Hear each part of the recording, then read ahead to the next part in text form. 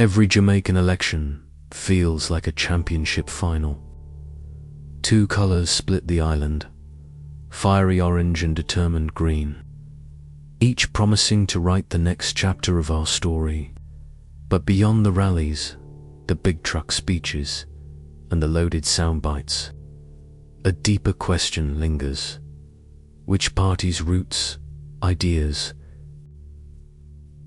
and leaders are truly shaping the Jamaica we wake up to every morning? And today, we peel back 80+ years of rivalry, just to find out, from protests that rocked colonial rule to 21st century IMF deals, the PNP and JLP have traded victories, shaped policies, but their stories are more than red versus blue.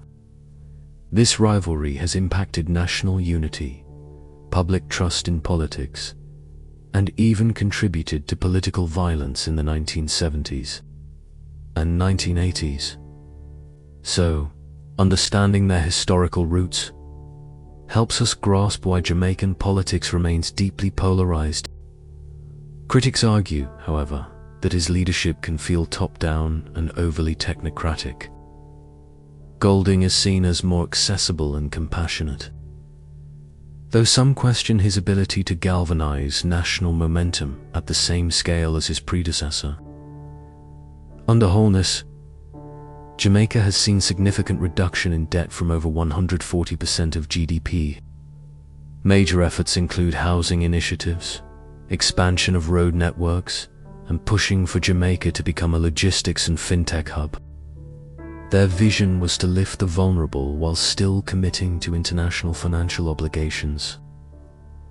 The post-2010 debt reduction program, the gap between wealthy enclaves and struggling rural or inner-city communities, while Holness' government touts its success in attracting foreign investment and lowering debt.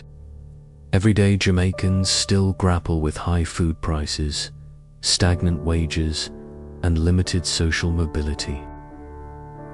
The JLP has expanded vocational training through the Heart NSTA Trust, launched digital learning initiatives like tablets in schools, and implemented tuition-free public education policies. However, the public health system remains under strain, with hospitals facing resource shortages and healthcare workers voicing concerns. Critics argue, though, that this fiscal discipline has come at the cost of underfunding key social services like healthcare and education. Historically, the PNP led landmark reforms such as free secondary education. This intertwining has helped galvanize support but also fueled partisanship. Issues like LGBTQ rights, climate change, and digital privacy. Prime Minister Holness has the discretion to call it earlier, and many believe a summer or autumn election is likely. Current polls show the JLP with a narrow lead. The younger generation demands transparency, accountability, and policies. Civil society organizations, especially youth-led movements, are demanding a break from the same old way of doing politics. Whichever party best aligns itself with these reforms could reshape the political landscape for the next generation. Cost of living pressures, persistent crime, and corruption concerns could erode their base. This shift will redefine the language of nationalism and potentially alter how parties frame their legitimacy. Referendum campaigns, voter education, and symbolic leadership will be key. For the PNP, the opportunity lies in mobilizing disaffected voters, because the colors on the ballot are nothing without the people who fill them with meaning. But internal divisions and limited campaign financing remain serious hurdles. By tracing their origins, leaders, policies, we see that the PNP-JLP rivalry is less a battle of good. Yet both parties struggle to fully address these without alienating their more conservative bases. It has long championed gender equality, workers' rights.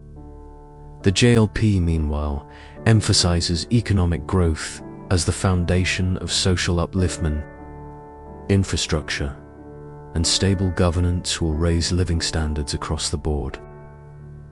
Programs like PATH and community-based training saw significant expansion.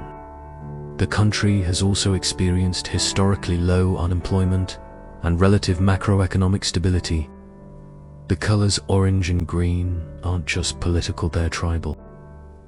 Some communities are known strongholds for one party or the other, and this division dates back decades. It emerged during a time of intense labor unrest, when Jamaican workers were fighting for better wages and working conditions. Holness, now in his third term, projects tourism has bounced back, yet sectors like agriculture and manufacturing face ongoing challenges. As automation and AI begin to threaten jobs in call centers and BPOs, a former investment banker and current member of parliament, Golding emphasizes social justice, equity. His messaging often highlights the need to redistribute economic gains, invest in public services, and empower grassroots communities. In the PNP, names like Lisa Hanna and Julian Robinson could step into larger roles. Leadership changes within either party could significantly shift public perception, especially among undecided. Jamaican politics remains highly personality-driven. He appeals to civil society groups, the working class, and those who feel left behind. His administration focuses heavily on economic stability, crime reduction, and infrastructure development. Holness communicates clearly, often through social media, and appeals to younger voters and middle-class professionals who value growth and governance. Bustamante had a more conservative outlook and a stronger focus on labor organization and nationalism. It pushed for free education, land reform, and stronger state involvement in the economy. In contrast, the JLP has favored free market capitalism, closer ties with Western powers, and policies that stimulate private sector growth. The ideological divide between the two shaped not only economic and social policies, but also how each party positioned Jamaica on the world stage during the Cold War. Though he emerged from the same social context as Manley, Bustamante broke off and positioned the JLP as a champion of anti-communist. The PNP aligned itself with the struggles of the working class and advocated for universal suffrage, and it leaned left, embracing social democratic principles and promoting policies aimed at reducing inequality. They are reflections of our struggles, our hopes, our identity. So buckle up as we pit manifesto against manifesto, leader, because understanding this clash isn't just about politics. It's the People's National Party, or PNP, was formed in 1938. The Jamaica Labour Party, or JLP, was founded 5 years later.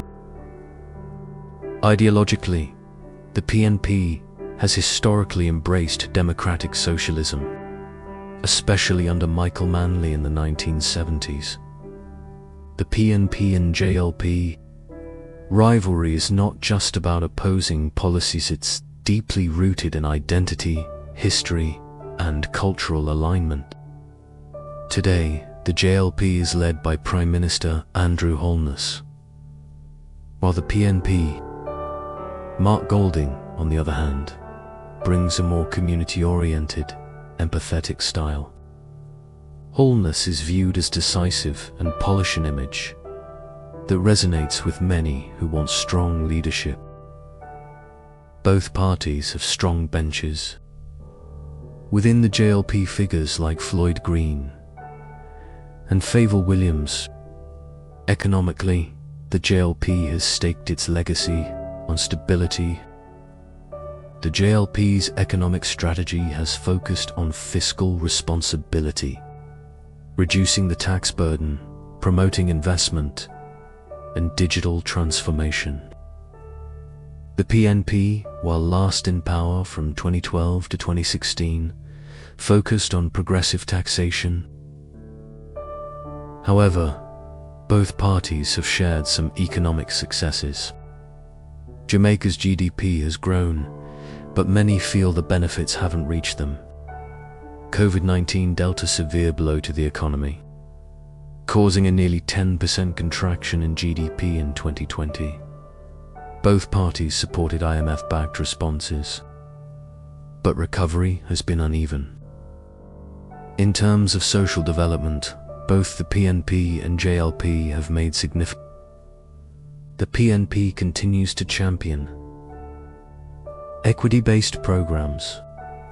Their current proposals include the EASE initiative, which aims to guarantee meals for all students. The PNP's identity is strongly tied to social justice, trade unionism. Jamaican political identity is deeply cultural.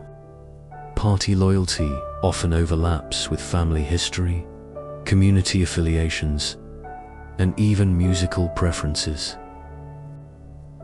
From Bob Marley's veiled political commentary in songs like Ambush in the Night, to modern-day dancehall artists lending their voices to campaign tracks. Today, both parties are being pushed to modernize. Looking ahead, Jamaica's next general election is due by late 2025. The stakes are high. For the JLP, the challenge is to maintain momentum without appearing complacent or detached. Beyond party strategies, constitutional reform looms large. Jamaica is actively moving towards becoming a republic. Calls for fixed election dates, campaign, finance, reform. Orange or green, both parties carry the hopes. As the next election looms, ask not just who wins, but what vision of Jamaica wins.